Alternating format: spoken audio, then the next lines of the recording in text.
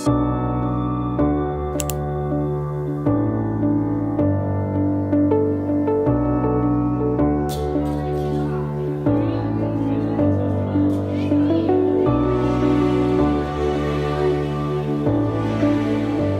in 2013, when I arrived, the district had been through a difficult time, and primarily we were very much focused on the state test every year. And with the managers, we got together and the staff that was here in early 2014, the end of 2013, and started thinking about how do we create a culture that really is about building relationships with kids, getting closer to kids, and having them find their voice in class. And we came up with a term called active learning.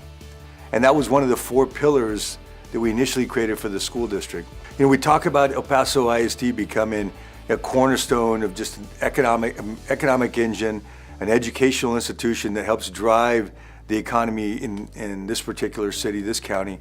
And we talk about 21st century jobs. And we know that 21st century jobs require our kids to be active and engaged and collaborators. There are very few jobs now that don't require collaboration. You see these wide open workspaces, no walls, no offices. Folks have to be able to work together. We thought, why don't we create a situation where with active, engaged learning, a child can not only, be taught with the academic rigor that's required and meet the state standards, but they'll learn these other social and emotional skills at the same time, critical thinking, problem solving, collaboration skills. You can't do that if you're being lectured to and you're not speaking in class. There's no other way to build the 21st century workforce in our mind unless you do it in a collaborative environment. We want our children to be successful. And if you really think about what it takes to be successful, it takes them being able to be effective bilingual educators. Because in this global economy, there are multiple languages spoken, not just English. And we want our children to be thinkers, critical thinkers. We want them to be able to take multiple pieces of data and really think about how to come to a conclusion, which speaks to problem solving also. We want them to be problem solvers. That is why the active learning framework is so important for our work today. We want to make sure that with the active learning framework, that children have a chance, as we said, to find their voice and to not only, learn all of the academics required by the state, but be able to have all these other skills that we know are important for life and for work. The longer term goal so the way I've cast the vision for myself and what I would love for us is for us to be able to say that when you meet a graduate from the El Paso Independent School District, and the way that they're articulate and they're engaging and the way that they can communicate, I hope you see that as something that came from this school district because we gave kids an opportunity to find their voice through an active, engaged learning environment.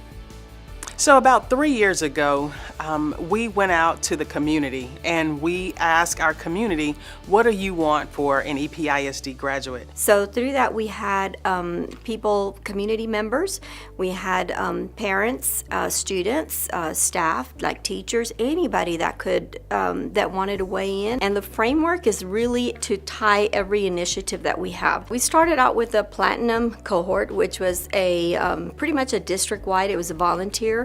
And so teachers from across the district and different campuses in teams or even by themselves. We had some campuses that maybe had 2 teachers in that first cohort. This year that we're in is the diamond cohort, and we did it by feeder pattern.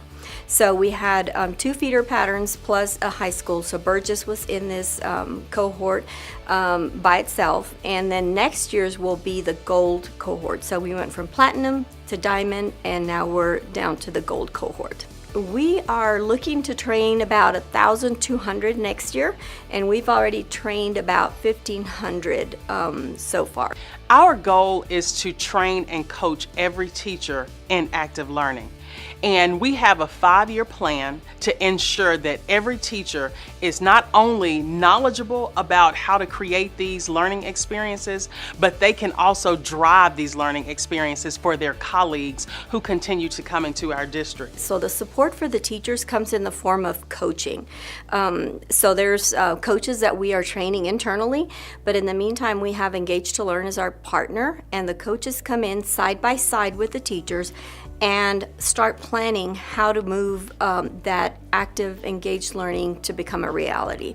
So it really is a way for teachers to learn in a very safe environment, because these are not appraisers, these are not evaluators, they're actually coaches standing side by side giving them ideas. The coaching that our teachers get through this active learning process is based on these 13 best practices that have been curated by Engage to Learn. And the best practices are, of course, based on years and years of empirical data that show what students need in order to learn. And so these best practices are what they set goals on. The teachers set goals, and they bring artifacts and evidence to show how they're meeting these best practices, and the coaches work with them to help them improve how they're carrying out these best practices.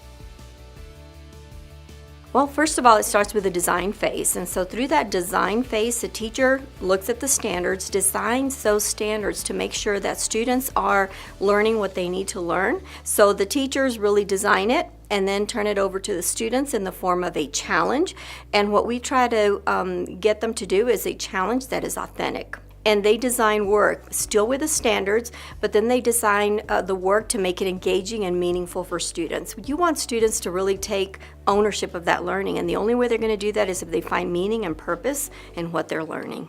The students during Explore, they go out and they get information through research, through interviews with experts. They do inquiry. And so they're trying to find this information that will help them to respond to this challenge that they've been given by their teacher. And ultimately, during the Explore and Refine phases of the framework, it's a feedback loop where they're getting that feedback from experts, from peers, from teachers, so they're collaborating. And finally, when they get to demonstrate, they're able to show how they have been able to meet the challenge that was originally given to them. So this whole process really helps them to become better problem solvers and critical thinkers. Since implementing the framework, students are now more engaged. They know why they're coming to school every day. They know what challenge we're solving. They know how that relates to the bigger picture of I have to know how to read well so I can communicate well and solve problems. So it's really come alive. Well, what I like about the active learning framework is that each student has a role. So just by definition, of course, the role allows them to be autonomous, to be able to go ahead and fulfill their portion of their part of the project. The collaboration that's needed between them to go ahead and ensure that the project is completed, ensure that the project is completed as well as they can be, kind of almost pushes them, or almost in a way forces them to become autonomous learners. I have grown as a teacher using the learning framework by being more organized and more prepared. I feel that it helped me set up my lessons in a better way, in a more effective way, where the goals and the product is more evidence. I've also grown as a teacher because my scores have improved significantly, which is also always a great benefit. And most importantly to me is that my students are engaged. They're having fun while they're learning, and they're actually interested in the things that they are learning. You're able to differentiate your instruction, and so I know exactly what my TEKs are, and so I'm able to provide more one-on-one instruction, more personalized instruction to all levels, not just high, medium, low, but it's individualized now. So by giving the class over to the students in forming a truly student-centered classroom, they're not only autonomous for themselves, but myself as a teacher, and now the role of a facilitator, is really to take a deeper approach to what they need personally. Some of them need academic support, some of them need, more emotional support or just guidance, and then I'm able, even for my higher achievers, to really extend their learning now because I have time. I'm not in front of the classroom anymore. They're in charge of their environment, and they request workshops from me. So they're seeking knowledge from me as a resource, but they also know they have a resource that's not me in a DIY center, or they know how to do research on PebbleGo, for instance, we use today.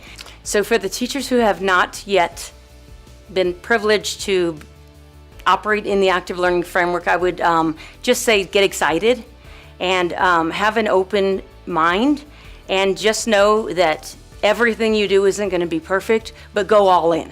Don't do a part here and a part there.